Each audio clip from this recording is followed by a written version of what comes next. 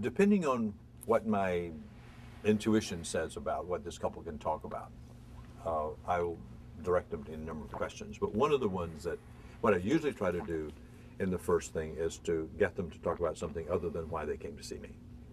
Because I know why, and I know if they talk about it, they're going to go into their anger and so forth. And I don't want them to experience in my presence what they can do by themselves outside of my office. So I don't allow them to go into And that's different than some other couples therapists like Gottman, Weil, who want them to get into the conflict. I won't allow it. Okay. How come?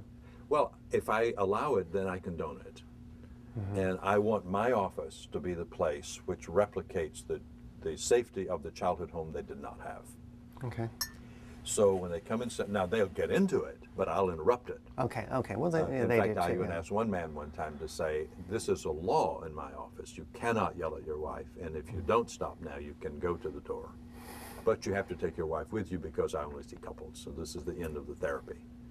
And he said, you're serious? And I said, absolutely serious. So if you want to stay in my office, you sit down and you do what I say. Well, like my mother used to say, you don't go into other people's homes and start messing it up, and you shouldn't do it in your own house. This is my office.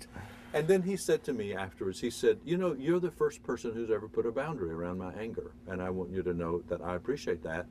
And I didn't actually know I could stop my anger. I said, okay, thank you. I'm glad about that. There's a place for the law. There's a place for the law. And so then we go back to the process. And so, okay, now would you mirror your partner? And he, you know, he goes through that turbulence and does that. But what I start off with is, would you, George, or would you, Mary, tell, it can be any number of questions, what was it like for you to be a child in your family?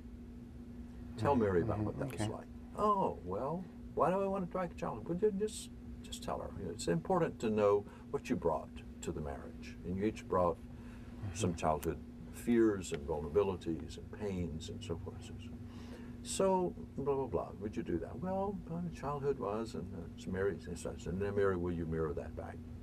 Or I might say, you know, I have a feeling that, as I'm just sitting here in the first few minutes, is that I have a feeling that what would really help your relationship is if you had a plan. Because I'm feeling chaos in the room. I have no direction whatsoever. Right, so, would you tell Mary what the marriage would look like if it were just right?